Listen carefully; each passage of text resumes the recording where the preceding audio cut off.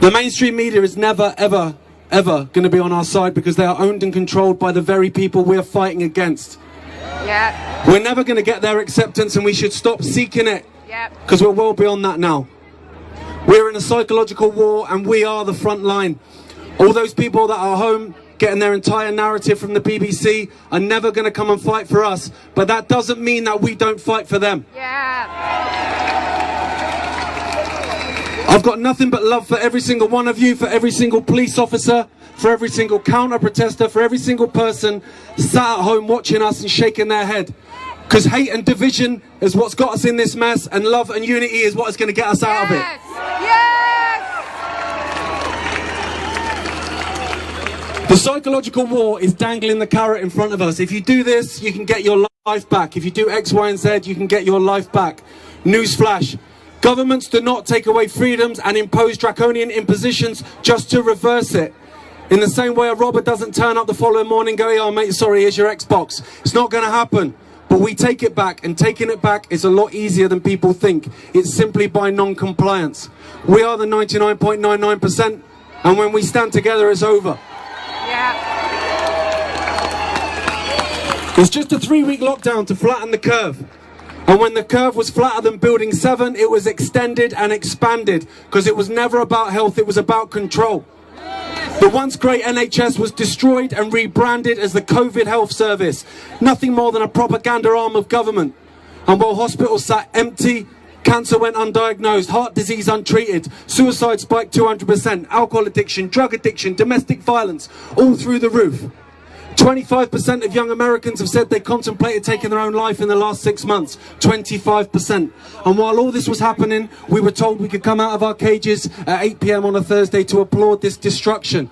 Even while we lost our jobs and our livelihoods and our abilities to feed our families. Because it was never about health, it was about control.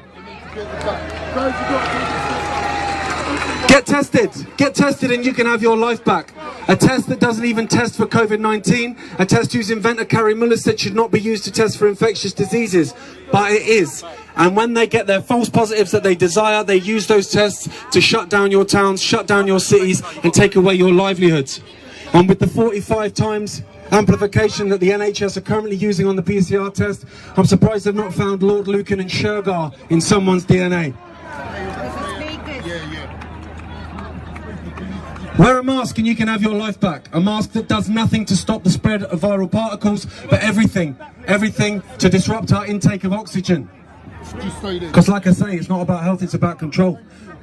Politicians took the knee to protest the murder of George Floyd, a guy who was murdered saying he couldn't breathe, while mandating it for an entire population to wear muzzles so we can't breathe. Because it's not about health, it's about control.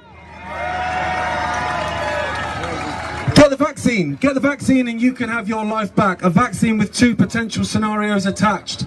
Either it's an experimental vaccine that's been knocked up in 20 minutes by some lad in the car park behind bargain booze, that's had no long-term testing, when even those vaccines that cause great damage and lead to billions in vaccine damage payouts take years and years and years and years to develop. Sorry mate, I had my thumb on the mic. That's a symptom. Average amount of time it takes to develop a vaccine, 15-20 years. Coronavirus vaccines in history, none. But this one will be mandated. Either that or it's scenario 2. What is in this vaccine was ready all along. And COVID-19 is purely the Trojan horse to get it into every man, woman and child on the planet. Whichever one it is, the answer is exactly the same. Not a chance, mate. Now, I understand all these things that I'm going on about are dead depressing, and I get that. Like in the morning sometimes I'll get up and I'm like, I can't be dealing with this today. But the answer is dead simple. It is simply in saying no. I don't comply. I will not lock down. I will not wear a mask. I will not get tested. I will not get vaccinated. I will not accept the Orwellian newspeak new normal. I will see my friends. I will hug my family, I will shake your hand, I will put my arm around you if you need comfort, because I'm a human and I'm going to act like a human. Yeah! There's nothing normal about kids being put in boxes in the playground away from their friends. There's nothing normal about over 60s in care homes having do not resuscitate orders put on them without theirs or their family's consent, having their treatment withdrawn so they can die alone and have COVID-19 put on their death certificate when there's no evidence for it. There's nothing social about being distant. There's nothing normal about kids dying alone in hospital beds because their mums and dads are not allowed to be there with them. There's nothing normal about that, and I will not accept it. We are the 99.99%. We decide our futures, not them. Yes! And when we stand together in non-compliance, this whole game is over. It's over in 20 minutes. Yep. Centuries from now, people will talk about this time in history. Not because we were stripped of our humanity, but because we stripped away the veneer of authority and we took our humanity back. We are free, sovereign human beings, and it's time to start acting like it. I'll just leave you with this from Her Majesty's government. No, it says Her Majesty's government. It ain't yours and it ain't mine. We're locking you down. It's only 3 weeks. Sign up to Netflix, put up your feet. We'll pay your wages, just keep your eyes shut, keep your head down, no family meetups. Flick on the TV and bathe in the fear. Because if you turn that propaganda off, this pandemic disappears. Control the virus. Please stay alert, but not to the facts, because facts can cause hurt. It says here you've been sharing some uncomfortable facts on Facebook, sir. 8 p.m. Thursday, come to your door.